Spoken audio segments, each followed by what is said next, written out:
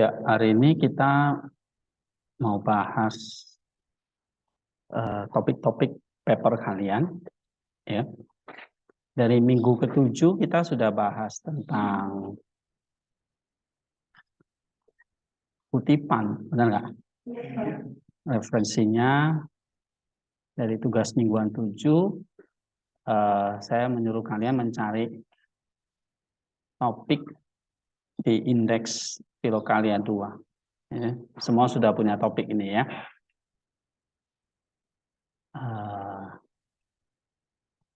Lalu kumpulkan kutipan yang akan dikomentari sesuai topik. Nah, ini adalah mencari data dulu. Kutipan-kutipan ini adalah data. Rata-rata saya lihat sudah dapat ya banyak kutipannya. Saya nggak tahu nih ada 6 orang yang belum kumpul.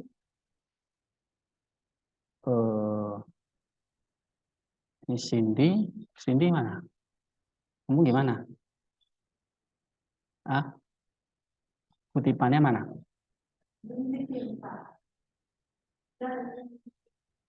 Oke, berapa kutipan? Kemudian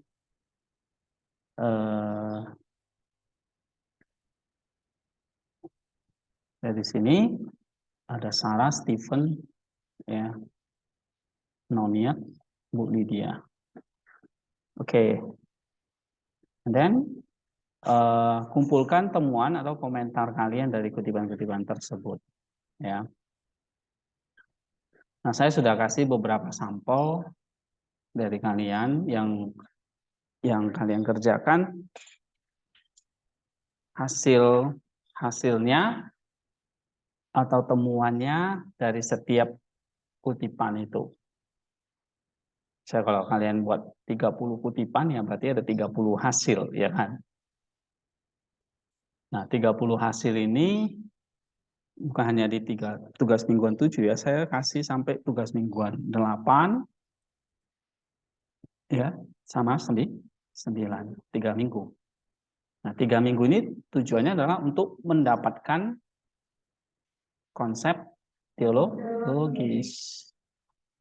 Ya. Jadi kalau kita mau nulis sebuah artikel jurnal itu kan ada namanya hasil dan pembahasan atau diskusi. Hasilnya itu adalah konsep teologisnya berdasarkan kutipan dan komentar kalian sehingga bisa dapat hasilnya. Nah, kemudian hasilnya ini perlu dibahas. Oke. Nah, hari ini saya ambil waktu khusus ya untuk membahas hasilnya ini supaya semua nanti sudah punya konsep teologisnya. Tapi tentu nggak bisa tergantung di kelas ya, waktu kita terbatas. Nah, saya mau kalian konsultasi nanti kalau belum sempat bahas di kelas, konsultasi supaya bisa fix konsepnya. Karena kalau konsepnya belum fix ya kalian belum bisa mengerjakan pembahasan. Nah, kalau pembahasan belum dikerjakan, nanti artikelnya nggak bisa selesai karena kalian nggak bisa kerjakan pendahuluannya, metodenya, kesimpulannya, ya. Nah, oleh sebab itu saya target kalian sebetulnya minggu kemarin itu udah selesai nih konsep teologisnya. Tapi ternyata banyak yang belum, bahkan komentarnya juga masih banyak yang nggak pas dengan kutipannya. Nah, ini problem. Ya, kemarin hari Jumat saya sudah banyak koreksi yang tingkat 2. Nah, mungkin hari ini saya coba selesaikan yang tingkat 3. Ya, jadi kalau nggak selesai semua, mungkin masih ada, jadi harus kalian datang kepada saya, kita konsultasi pribadi. Oke? Bagi yang belum diperiksa ya, Pak ini konsepnya gimana, ini kutipan saya, ini komentar saya, konsepnya begini, apakah pas atau tidak? Oke, nah itu ya yang paling tidak nanti sampai minggu depan tugas mingguan 11 nih. Untuk minggu depan kalian kumpulkan, rumuskan temuan atau hasil konsep teologisnya. Ini sudah ada ya temuan atau hasilnya konsep teologisnya. Lalu bukan cuma konsep aja yang dikumpulin, tapi sudah mulai bahas poin 1 konsep tersebut. Ya, misalnya ada 3 poin, kalian bahas konsep dari poin tersebut, poin 1. Nah, ini sudah disusun dalam bentuk paragraf. Ya, nanti saya kasih contoh gimana bikin paragrafnya. Harusnya kalian sudah bikin artikel dari kemarin itu sudah bisa ya. Nah, ini tugas mingguan 11. Hari ini yang ke-10, ini belum ada yang kumpul. Saya nggak tahu apakah dikerjakan atau tidak. Ya. Nah, hari ini tugas mingguan 10 itu adalah mengerjakan kutipan dari tokoh-tokoh lain ini. Tokoh-tokoh lain itu ya bisa dari Filokalia, dari artikel jurnal, dari buku ya. Nah, ini nanti untuk melengkapi pembahasan. Ya. Nah, perhatikan komentarnya dalam bentuk paraphrase, terjemahan bebas juga oke. Kemudian selesaikan konsep teologisnya ya. Nah, ini kita udah bahas kemarin beberapa contoh. Oke, untuk hari ini. Hari ini gimana? Sudah ada progres apa? Konsepnya sudah diperbaiki belum? Hah? Sudah ya?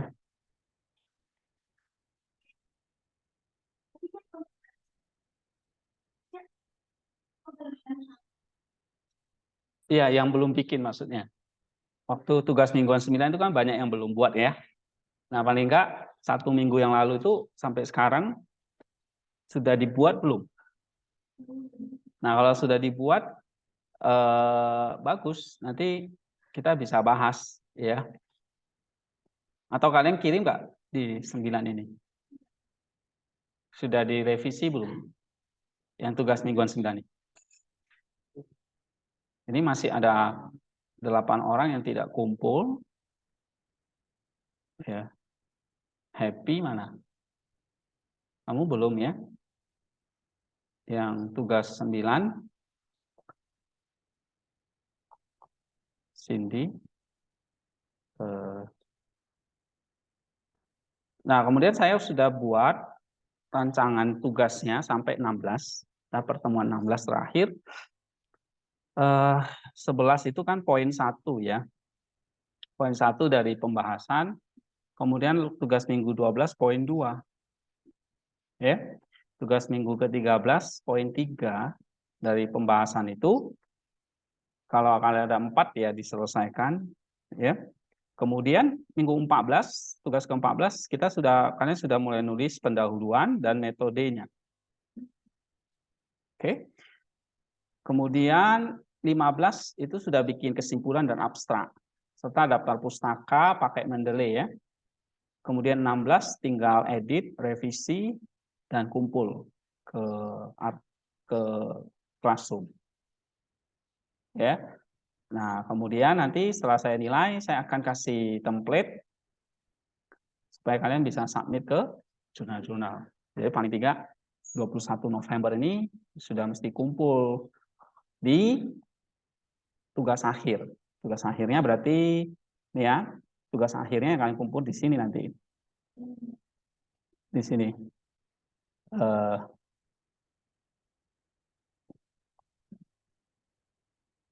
Tugas akhir saya belum buat ya.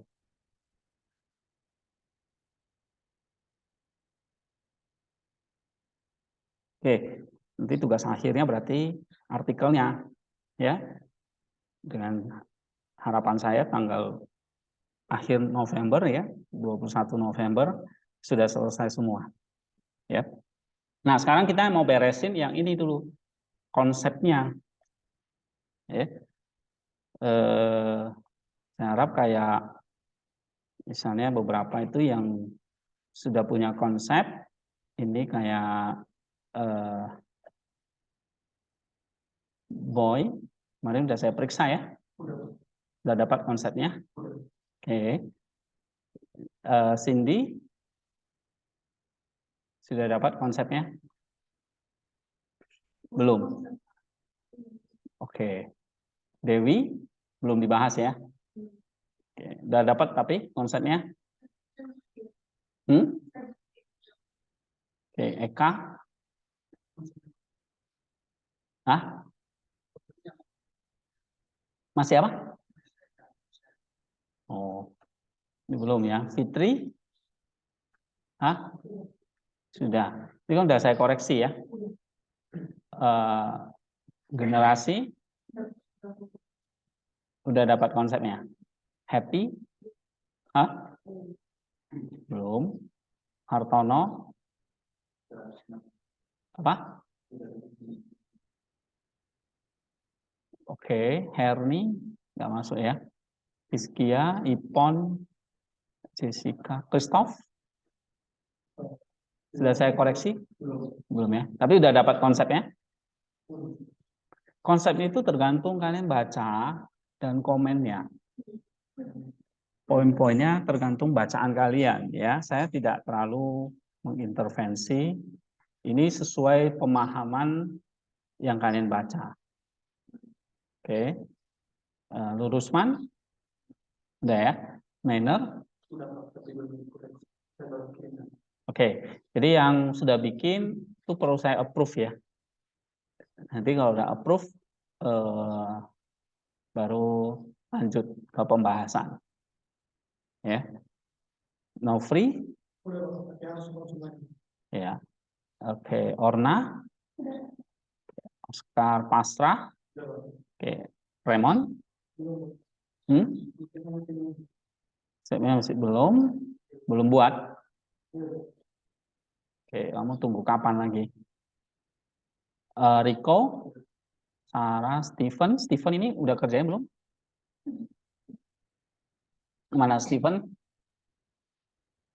Kamu belum pernah kumpul tugasnya loh. 8, 9, 10. Steven ini udah dikerjain. Kok enggak nanti nggak bisa selesai loh. Sutriska sudah. Ririn, oke, ini sudah saya approve. Vivian, oke, Winda. Oke, yang baru konsultasi ini cuma Ririn ini. Sudah saya approve. Yang lain ini pada belum ini semua. Nah, perlu saya approve dulu ya. Paling tidak sampai minggu depan tugas mingguan 11 nih. Ya, tugas mingguan 11 ini sudah ada konsepnya dan sudah ngerjain poin 1. Jadi dalam minggu ini kita harus approve ya. Maksudnya saya oke, atau saya ACC konsep teologisnya. Nah, sekarang yang kita mau bahas ini contoh-contoh yang kalian kerjakan ya. Tugas mingguan 9. Saya ingin lihat punya ini ya. Misalnya dari Vivian coba ini ya. Oke. Vivian bahas topik apa? Oke, kita coba. Kontemplasi. Nah, ini kan beberapa contoh sudah saya kasih tahu, berarti kalian sudah harus tahu cara mengerjakannya dan tinggal dikerjakan. Ya, nah di kelas ini saya mungkin nggak bisa bahas semua karena terlalu banyak. Makanya kita perlu konsultasi pribadi. Ya, kalian datang, saya tidak mau panggil-panggil begitu ya sebetulnya. Ya kalian bisa datang. Kalau saya datang, kalau kalian datang sendiri itu berarti saya anggap kalian mengerjakannya dengan sungguh. Tapi kalau tunggu ya tunggu dipanggil, ya enggak. Kalau saya nggak panggil nanti kalian ngapain dong? Nah gitu. Ya, jadi tolong kalian aktif ya. Oke. Ini Vivian, misalnya kita lanjut ini ya, kontemplasi. Kontemplasi, kamu sudah bahas berapa kutipan? 30, sudah dapat konsepnya ya? Mana? Ini, menanggalkan kedagingan, ketaatan spiritual, penyatuan dengan Allah. Nah kan dapat 3 poin ini. Saya tidak mengatakan ini salah, ini benar. Ini bukan kayak matematika ya. 1 tambah 1 harus 2 gitu. Karena ini adalah konsep, ide, gagasan dari yang kalian pelajari. Bukan soal benar atau salah, tapi soal bisa dibuktikan atau enggak. Itu. Ya, tentu apa yang kalian tulis itu bisa dibantah nanti oleh orang lain. Makanya perlu ada suatu studi lanjut lagi. Ya, namanya artikel jurnal itu atau satu penelitian konsep teologi seperti ini terus belajar. Ya, ini bukan soal benar atau salah, tapi soal bisa argumen. Ini kan argumen ya. Ini bisa dikatakan ini kayak kesimpulan atau temuan sementara yang kalian harus bisa buktikan ketika di dalam pembahasan. Ya. Nah, dapat 3 poin. Misalnya kontemplasi itu bersoal bagaimana menanggalkan kedagingan, ketaatan spiritual, dan satu penyatuan dengan Allah. Nah, Vivian itu harus bisa buktikan, ya kira-kira sampelnya 30 kutipan, ini minimal ya, gitu karena kita ambil dari Maximus itu kan di Filokalia dia yang paling banyak, jadi lebih gampang ya. Nah, tentu 30 kutipan ini perlu dibuktikan kebenarannya kalau Maximus itu membagi jadi 3 bagian ini. Ya. Nah, kemudian perlu juga interaksi dengan dukungan-dukungan dari tulisan yang lain. Bahwa kalau kontemplasi itu berarti ini soal kehidupan yang kudus, ya, taat dan bersifat penyatuan atau misteri ya, penyatuan dengan Allah. Nah, saya mau lihat yang penting di sini waktu kita mengerjakannya adalah bagaimana kita bisa memahami teks ini ya. Karena yang kalian baca ini adalah Filoka, majalah atau koran atau buku cerita gitu ya, atau buku-buku yang biasa. Tapi ini adalah satu teks bisa dikatakan ini seperti the Bible of spirituality, ya, seperti Alkitabnya spiritualitas kita. Ya, kalau saya tidak mengatakan ini kitab suci, tetapi ini adalah teks-teks kudus yang sudah teruji oleh zaman. Seperti Filokalia yang ditulis oleh Maximus ini. Sehingga waktu kalian baca, ini bukan sekedar untuk dapat konsep aja, tapi ini juga untuk bahan perenungan buat kita untuk bisa menghadapi kehidupan kita sehari-hari ya. Dan juga ini seperti terapi ya, terapi bagi jiwa kita. Nah, maka bacalah secara perlahan-lahan ya. Ada orang yang saya kenal ya, dia juga masuk di grup Church Fathers ya.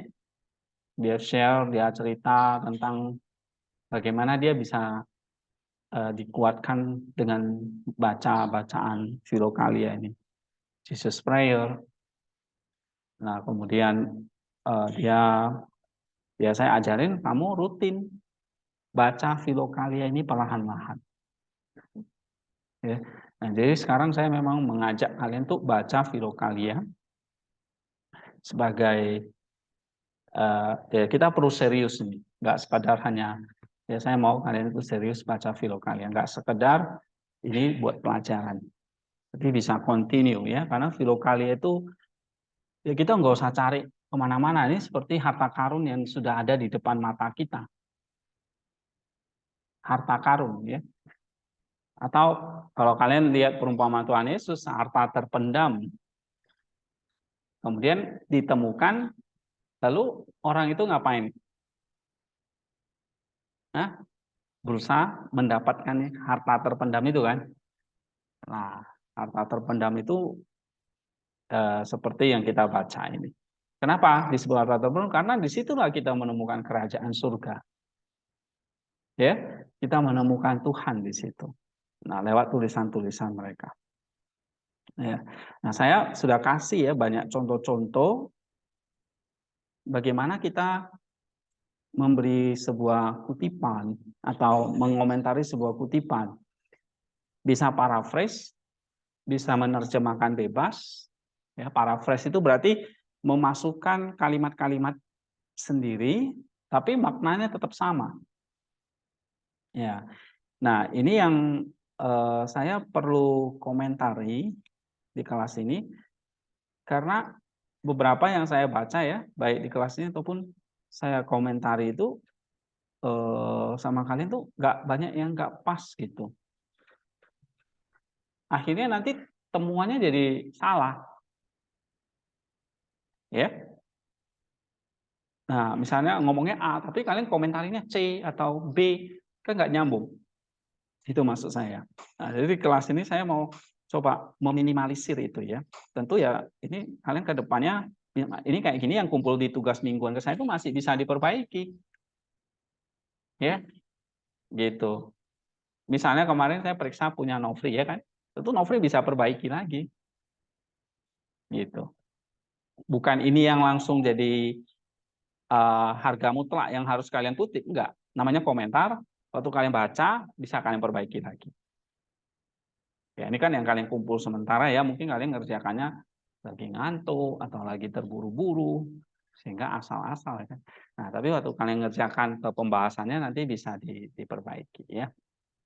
Oke, kita lihat satu contoh ini kontemplasi. Nah, kamu kutip ini, kita pertama cek dulu ya. Benar nggak ini bicara tentang kontemplasi?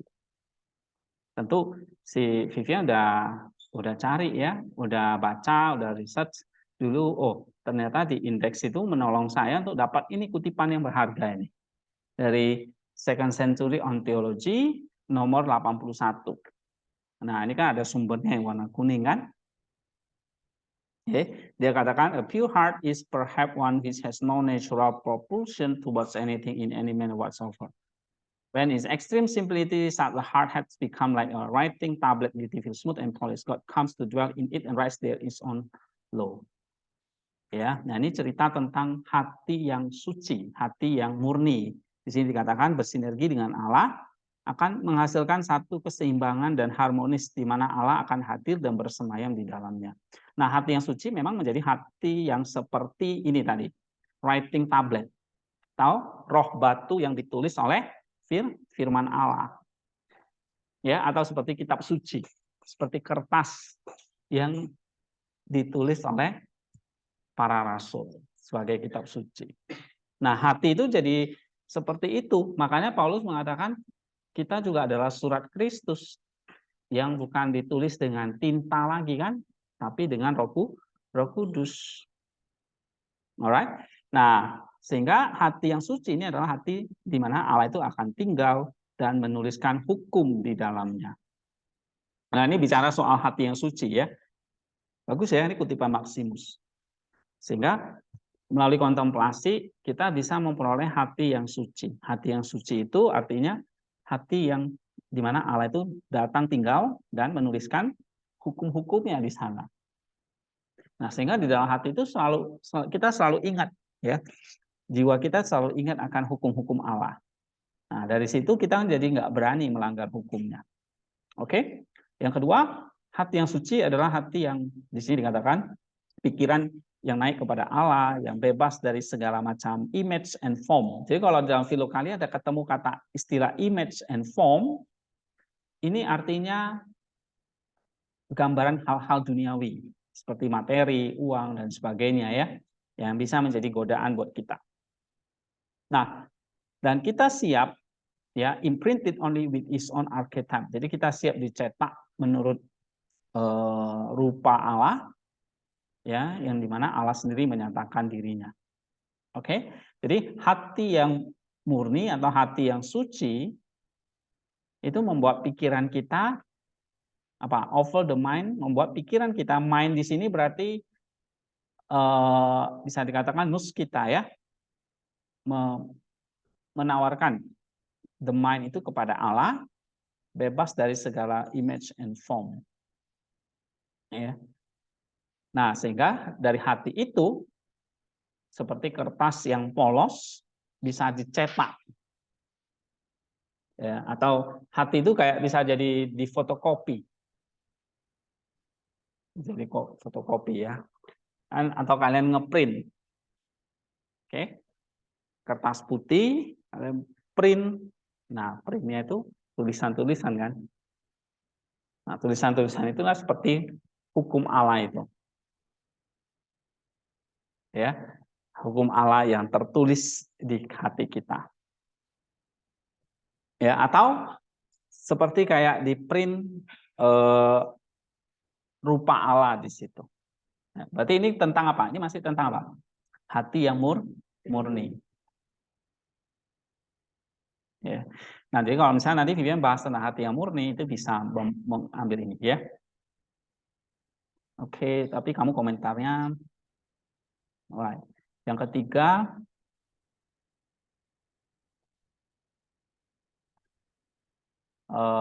saya belum lihat ini ya, contemplation ya. Nah, tujuan kita, it is our aim ya, menjadi tujuan kita untuk membuat intelijen itu. Nah, kalau ada istilah intelijen di sini, ini kalian jangan lupa melihat glosari. Apa sih artinya? Ya, jangan cuma lihat kamus, tapi lihat juga glosari yang di Filokalia di halaman ini ya. Ada? Coba buka Filokalianya. Oke, nah ini dia. Nah, di sini ada glosari. Nah, ini kalau ada ketemu istilah-istilah teknis seperti ini, apa sih artinya intelijen? Ya, kalau kita terjemahkan artinya ya pikiran. Nah, tapi belum tentu itu pikiran biasa. Tapi ini pikiran dari jiwa, bukan pikiran dari otak. Jadi Filokalia itu membedakan ya antara aktivitas tubuh. Aktivitas tubuh itu ya seperti ada pikiran dari otak dan sebagainya ya, perbuatan dari anggota tubuh kita, ada kerja indera kita ya. Tapi juga ada kerja dari jiwa kita. Nah, kerja dari jiwa itu kan selalu ada 3. Apa saja? Ya tadi, intelligent, insensitive, dan desire. Intelligent itu kerja dari pikiran jiwa, insensitif emosi dari jiwa, dan desire itu nafsu atau keinginan dari jiwa. Nah, itulah yang membuat tubuh itu bisa beraktivitas karena ada jiwa yang menjadi motor. Misalnya jiwa itu haus akan ujian, maka tubuh itu selalu mencari pemenuhannya. Ya, nah, jiwa haus akan Allah, maka tubuh kita juga mencari pemenuhannya. Ya, nah tapi kalau jiwa kita haus akan hal-hal yang jahat, maka tubuh itu akan memenuhinya, melakukannya. Ya, nah itu yang benar. Tapi kalau terbalik, seperti kata Plato, jiwa itu terperangkap di dalam tubuh. Tubuh itu selalu menginginkan hal-hal yang sensual. Ya, nah akibatnya jiwa itu seperti terperangkap. Kalau kita nggak bisa mengatasi jiwa kita. Oke, nah kalian bisa lihat di sini ya, intelijen. Misalnya, nih, ada kan istilahnya? Nah, intelijen itu artinya logikos. Nah, kalian pelajari di sini. Dari bahasa Yunani, logikos. Logikos itu di sini dikatakan pikiran dari jiwa. Jadi logical ya. Atau di sini berkaitan dengan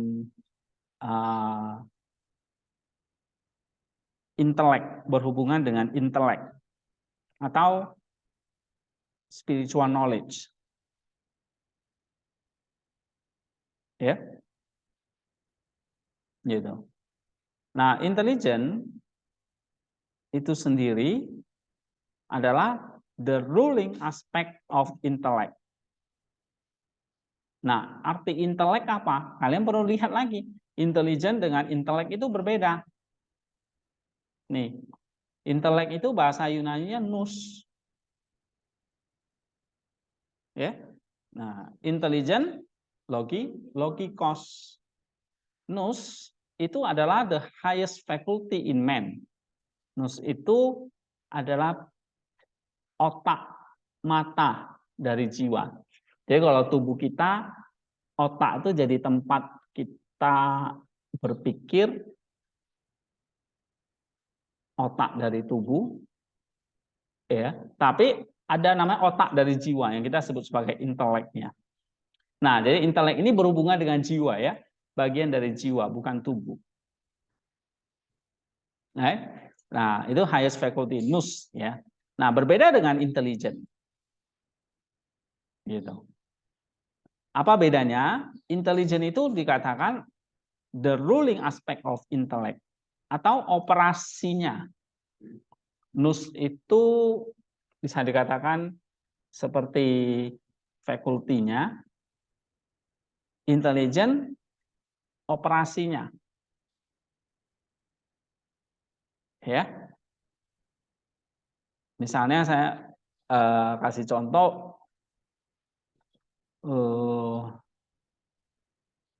kalau di BIN itu Badan Intelijen Negara ya. BIN itu badannya, organisasinya. Tapi kegiatan intelnya, pengintaian atau intel itu operasinya. Nah, sama kayak NUS kita, NUS itu fakultinya. Tapi operasinya oleh intelijen ini atau logikos ini. Ya. Nah, konsep seperti ini, glosari ini kalian harus pahami waktu nanti kalian kerjakan papernya ya. Nah, ini ada istilah intelijen kan? Kemudian kamu lihat di sini. Oh, ada istilah nanti virtue. Coba kita lihat istilah virtue itu apa? Ada nggak di sini? Supaya kalian tidak salah juga memahami ya.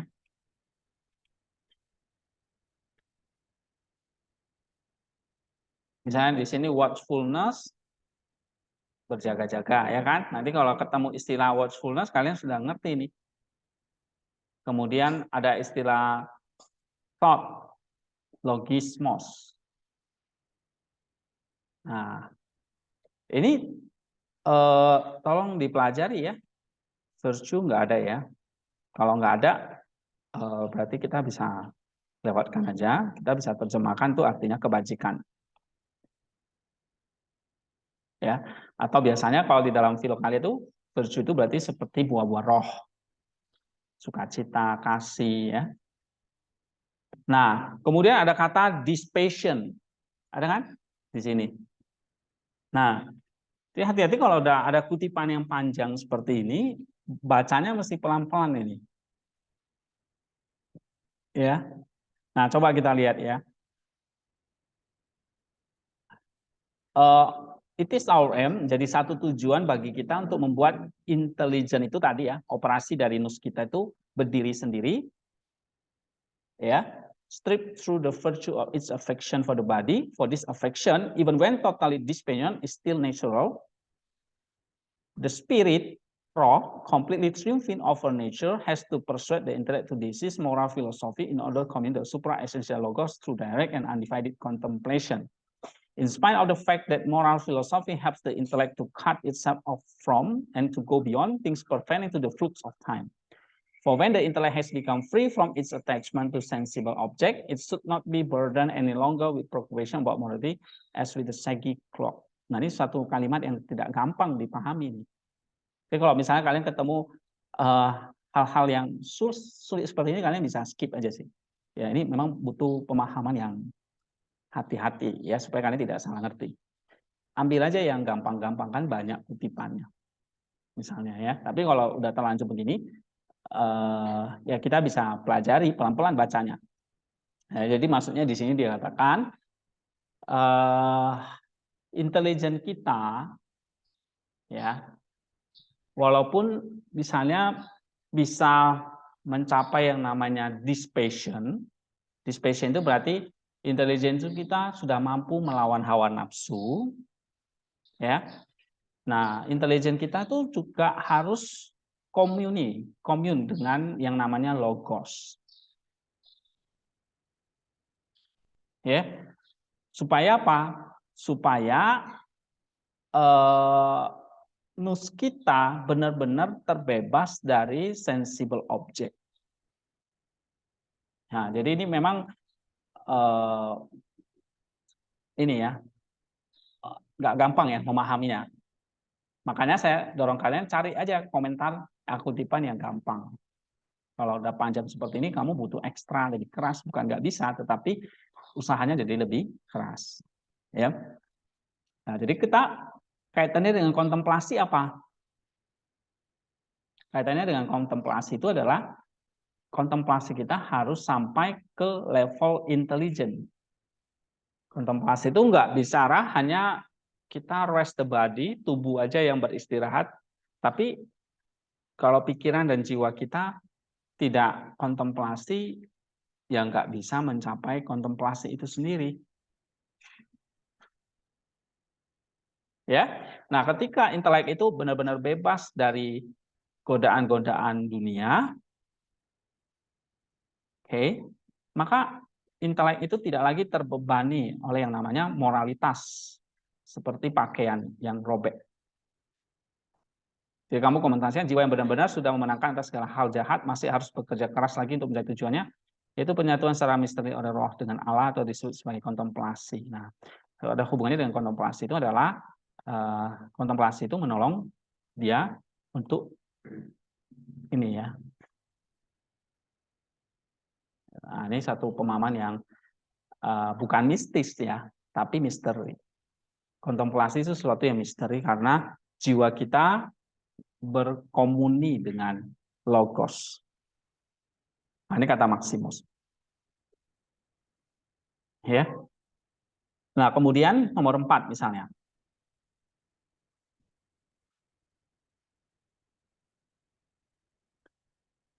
Ada yang namanya di sini mystical contemplasi.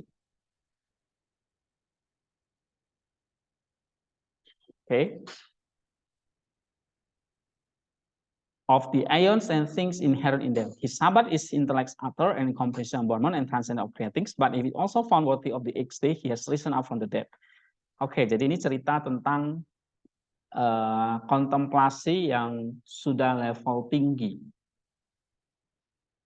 Ya. Nah, artinya apa di sini? Orang-orang yang benar-benar bisa berkontemplasi, ya, inteleknya di sini dikatakan seperti bangkit dari antara orang mati. Ya. Jadi benar-benar satu intelek yang meninggalkan dunia ini. Nah, ini gak gampang ya untuk mengerjakannya ini. Oke. Kontemplasi bukan mistis ya, tapi kalau ada istilah mystical kontemplasi ini ada kontemplasi misteri. Di mana memang jiwa kita seperti dikatakan ini ya, incomprehensible abandonment and transcendent of creative being. Nah, itu mystical-nya. Ya, tidak terselami dan melampaui ciptaan. Oke. Nah, ini kutipan-kutipan yang sulit nih, Vivian. Saya harap kamu ngerti apa yang kamu kutip. Ya, ini extra effort ini. Oke.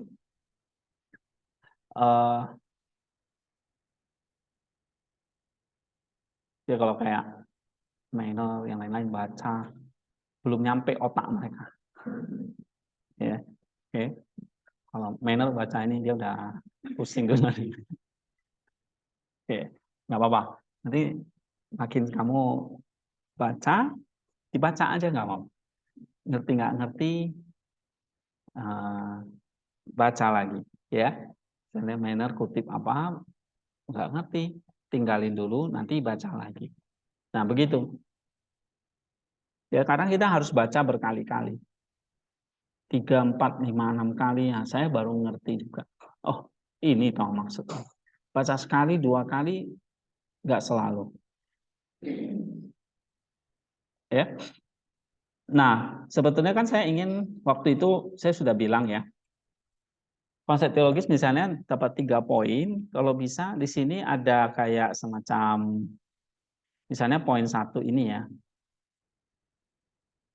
Ini kalian sudah punya data, maksudnya